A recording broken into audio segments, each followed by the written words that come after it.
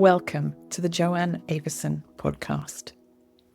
In this episode, I ask the question, is your fascia telling you something?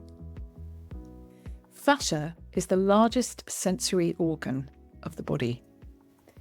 It doesn't like being overstretched, it doesn't like being overcompressed, and it does love to respond to you in a way that works for you and optimizes you, depending on the messages you give it and whether or not you're listening to the messages that it gives you.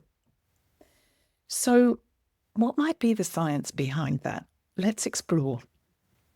Fascia was always considered to be a kind of inert packaging or a wrapping around the body parts or between them. And still today, in medical training, that is the keystone of how fascia is described, as a sheath or sheet around something, connecting something that can be dissected. And as many of you know, I've done a great deal of that dissection. And what I understand from the historical definition given to fascia is that you could think about it as a filler. It was held as a sort of inert packaging. What do we mean by that? So let's say, for example, you've ordered something online and it arrives. And inside that box of goods that you've ordered, there's usually some sort of paper or something that is inert. It's not particularly useful as anything other than packaging. And it stops things from rattling around or moving around too much or bumping into each other or getting broken. So in order to keep things in place, we use packaging as a holding system. So what do I mean by holding? So say, for example, you go to the supermarket to buy food and you imagine the sealed plastic wrap that keeps something fresh and attaches it to a piece of card or something behind it so that you can buy individual slices of fish, or you can buy vegetables. So 3 parsnips, and they're packaged in a little tray with a wrapping around them to hold them in place so they don't get bruised, so they can be stacked, so that they can be organized for you to buy them. You could think of an egg box containing eggs. We don't individually wrap eggs usually, and they are placed in an egg box, which is a different material, but it's designed to preserve, it's designed to hold. And all these different types of packaging for the different shapes and sizes and kinds of things that we want to wrap, protect, hold in place, hold together, hold apart, all work differently and all merit different types of that packaging. So it's a pretty powerful metaphor. And for centuries, the fascia, which is basically the fabric of the human form, has been considered a bit like those various kinds of packaging.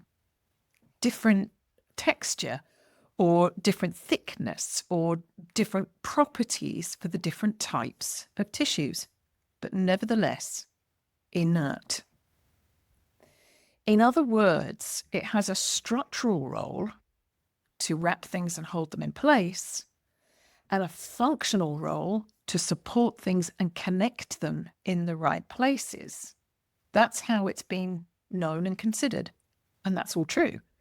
And if you think about how we hold packaging generally, we think of it as inert, we throw it away or we recycle it because it's useful, but it doesn't mean much after we've used the thing that it was there to support. So in other words, in the study of anatomy, in the last 400 years, not so much recently, but generally speaking, the tissue, this packaging, was discarded as unimportant because the thing that it was protecting or connecting had the significance in terms of how the overall body functions. So it was given a minor role, and some of you may have heard me refer to fascia as the Cinderella tissue of the human body, which was the name. I'm not quite sure who gave it that name, but certainly Robert Slipe has quoted that in much of his research. The Cinderella tissue being the servant of the main tissues of muscles and bones that make up what we call the musculoskeletal system. Now, I wrote extensively about this, explaining the story behind it, the history behind it, and how it's come to change in my book, Yoga, Fascia, Anatomy and Movement.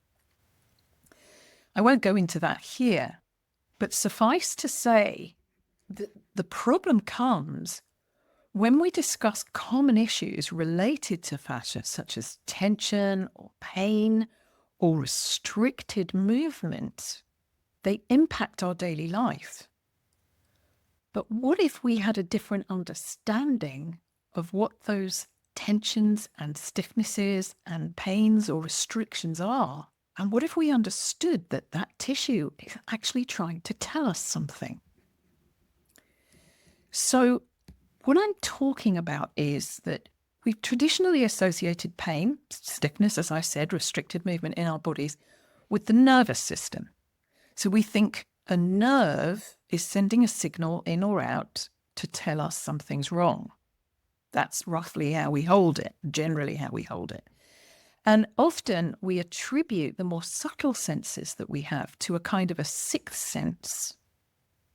So we can have all different kinds of pain and sensation, but in the most general terms, we've understood it as the nervous system having an impulse in to the brain, which interprets it and then sends an impulse out. In other words, let's keep this really simple. If we stroke a cheek as a loving gesture to someone, kindness in, so the impulse in is kindness, and we might respond with a smile. That's the impulse out. At the other end of that spectrum, let's consider that a slap on that cheek is more of an angry gesture, and it's the impulse in is unkindness. And we might react quite quickly and withdraw with a grimace. That would be the impulse out. So we've understood, and I know I'm oversimplifying it in some ways, but we've understood that impulse in, impulse out, gesture in, response out is part of how the nervous system communicates sensation.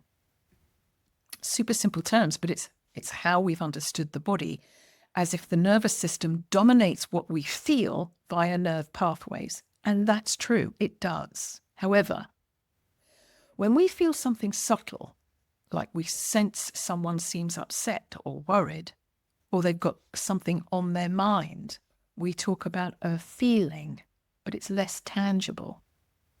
We wouldn't necessarily say that was a clear nerve impulse in and out.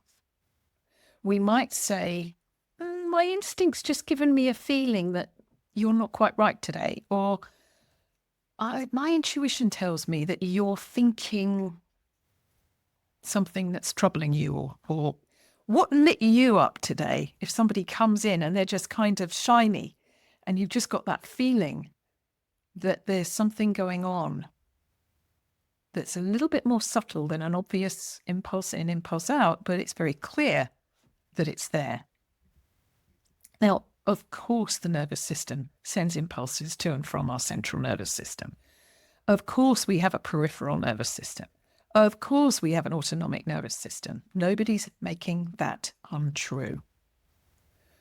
Of course, that is a major key in understanding certain types of pain. However, what if it's an aspect of a much bigger, more subtle, more complex picture? And is it possible that the fascia is much more subtle and intelligent than we thought? And when we begin to explore that fascia is not only the fabric of the human body, it's also the material of which the nerves are made. And we discover that it is, in fact, in and of itself, the largest sensory organ of the human body. That means it's everywhere, it's ubiquitous, it's everywhere in the body. Everything is feeling its way around, even if we don't necessarily get to translate all those feelings in our brain. We'd probably go nutty if we could hear all of them. And as the largest sensory organ of the human body, it's working all the time to support us, to understand us, to respond. That knowledge changes everything a lot. And let's just go back to the beginning. You self-organized into form as an embryo within about 8 weeks of being conceived. You were whole and complete. Very immature, too immature to survive in the world, but you were fully formed and about the size of a walnut. All your systems, including your nervous system, was mapped by a genetic code, but animated themselves into formation by feeling their way into form via the architecture of that remarkable human blueprint. That just stuns me, that knowledge. You were and still are the architect. You were the architect that organized the architecture to express yourself as the architect. I'll say that again. It's a conundrum. It's supposed to be. You were the architect that organized the architecture to express yourself as the architect. I know. Go figure. So where am I getting this all from? I'm not making this up. There's much research into this. And one particular man, Martin Grunwald, has written an exquisite book based on his research into what he calls haptic perception. What his research shows, and it's been backed up and verified and shown even more by others, is that the very fabric of our form, the substance of our actual living architecture that formed the nervous system, formed the vascular system, formed the so-called musculoskeletal system, otherwise known as the tissues of the locomotor system, which includes all of them, formed the skin, arguably formed the bones, all different textures and qualities, but formed all of us. This fabric that we call fascia contains senses, what's called proprioceptive senses. They're actually called mechanoreceptors, which, I can't even tell you how much that aggravates me because I don't think movement is mechanical. Another discussion for another day, but they are proprioceptive senses that live as essentially a feedback system. And that is on every level of our inner awareness. Physical, emotional, mental, subconscious, and at the level of soul or spirit animating our form. From the micro to the macro, from the subtle to the strong, from the simple to the complex, it actually means that it's not only the fabric of our form, but the signaling system of our formation, the process of us shaping and changing shape.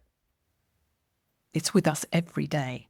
And Jaap van der Waal invites us to consider ourselves the embryo every day, creating a new day in a new way.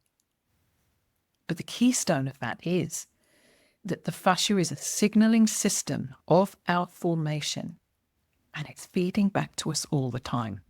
That's huge. So what is haptic perception? Let's look at that first. So if you go into your mobile phone or your tablet and you go to settings, you will see a section called sounds and haptics. That refers to the signals and the feedback system that you depend on to use your phone or your tablet or your touchscreen computer. And that screen is referred to as a liquid crystal display. It's effectively a crystalline matrix that feeds back the way you touch it. The haptic part is the feedback. So if you swipe or you tap or you press, if you use 1 or 2 or 3 fingers, the pressure that you use and the shape of your gesture are all read by the screen, and it gives you feedback. It takes a picture, or it makes a sound, or it sends a signal to somebody else or somewhere else to get their feedback. So it can be on a subtle level where you're kind of talking to yourself, or it can be on a gross level where you're then communicating through the internet to someone else. Well, fascia is your internal net, and it works like a network works. That image, which is based in sound and light, that tells you what you did and responds accordingly, is known as the haptics. Guess what? Every cell, every system, every vessel, every organ, and every tissue of your body has that ability. It's made of a liquid crystal matrix, which we call fascia. It is in a constant state of haptic perception and feedback within you. You and me are made of a liquid crystal matrix. And that changes everything we thought we knew about the nervous system, everything we thought we knew about how we receive sensation, and everything we thought we knew about how to relieve chronic pain, and how we sense things, and how we feel things, and how we give and take feedback. It doesn't make everything or anything wrong. It just expands our perspective, and it changes a lot of the reasoning that we deduced about it. It means that we've invented mobile phones and tablets and touchscreen computers based on something we already are. To the body, it isn't new technology. It's how it knows anything. Have you noticed that when young people get a mobile phone, and I'm not a young people, my son comes to me and I say to him, how do I do this? And it's like he was born knowing. It's an instinctive interface. And we think we've got to understand it. And sometimes our thinking can get in our way because we already actually have the ability. We call it intuition. We call it sensory perception or extrasensory perception. But actually, it's haptic feedback. To the body, it just isn't new technology. It's how it already knows what it knows about us. It's a pretty smart system. What that means is that your tissue is sensitive and aware 27 hours a day, 8 days a week, 500 days a year. I know the math and the science of that. It's not traditional, but hear me out. Fascia feels you. It feels itself, and it feels its way into and out of shapes and forms in entirely unique ways, totally unique, in order to be you the way you are. And I'm going to wrap up this podcast episode by reading you a quote from my spiritual teacher. His name was JR, and I'm not saying he was the only person to know this, but what I am saying is that our health has a great deal to do with how we listen to and observe and see ourselves. So here's the quote. This is from my book, Yoga, Fascia, Anatomy and Movement, the second edition that came out in 2021. And it's chapter 7, the fascial architecture. Fascia is the connective tissue of the skin. It's the computer system of the body. It links all the body together in one big computer-like system. The largest organ in the body is the skin. The fascia connects with the muscles and with the underlying nerve, tissue and bone structure of the body in a way that we can have an instantaneous report throughout our body to our sense mechanism. Through the fascia, the tissue moves, and with it, signals surface in the mind. Pictures of the past, traumas, holding patterns, the tension we hold, because it's releasing. It's as if we're hitting a computer button that says, here comes this information you need. John Roger, DSS, May 26, 1984. So, this book contains all sorts of stories and histories. It's a lot about fascia and all the questions that are being asked, loads of research in there that's referenced. Or what this particular piece does from a spiritual teacher, given the wisdom and knowledge that was available at the time in the 80s, that the largest organ of the body was considered to be the skin. But of course, there are people that think the skin is made of fascia, and certainly the back of the skin is the superficial fascia. And the fascia profundus, or the deep fascia, is the fascia that surrounds the muscles. We're not saying it doesn't surround everything and hold everything together, but it also interfaces everything, and it's intelligent. That's what's so fascinating as we explore the depths and the subtleties. So, on that note, in another podcast, I'm going to relate this understanding of fascia to sound, to light, and to kindness. And that's got a scientific foundation as well as an experiential basis on which to talk about how that works. That's the science and the sensation. It's also the mystery and the magic of you. And if you hit the subscribe button somewhere below this, if you're on YouTube, you'll be first to know when it comes out, and you'll be able to expand your perspective even more on this fascinating tissue that you designed yourself with. So, what are we saying here? Did you know that you're already as brilliant as the inventor of the mobile phone? You just didn't know that. It is, in a way, the primary sense of our forming process as embryos. We self-organize inside a liquid crystal matrix that signals to itself throughout our form, surrounding us, within us, and the aspects of us that we surround. And are we still in touch with that? Or do we lose touch with it? And is it possible that our health might just rely quite heavily on us learning to read the signals?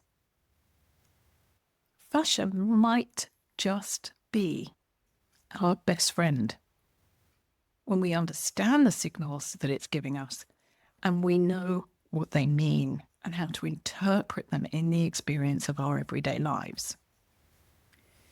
So I'd love to know what your experiences are of this kind of this sixth sense that gives you a very clear message and then you respond to it and something amazing happens, or you don't respond to it. I must tell you that so many of my clients come in, and if something's gone wrong, they'll say, I knew it was going to happen. I just knew if I did that, such and such would happen. And all we need to do is kind of interpret the story that the fascia's told us, the signals that it's given us. And sometimes we can retrace its steps, and all I am is a translator or an interpreter that can assist them in listening to those signals and understanding that they may have overstretched, they may have overcompressed, they may have done something that their body didn't quite understand. And when we can get that signaling working and they communicate with themselves more clearly, it makes such an incredible difference to their health and well-being and their self-confidence. So let me know your thoughts, and I will feed them into the next episode that I do on sound. Click the subscribe button to make sure that you hear it. And please also know that there's a link in the show notes if you're listening to this as a podcast, or a link below on YouTube to tell you how you can get the book or hear more of other episodes on this fascinating subject. It's the tissue in my world of light and sound in the body, and that's actually a scientific statement. So tune in and enjoy the music. It's within you. God bless and have a great day.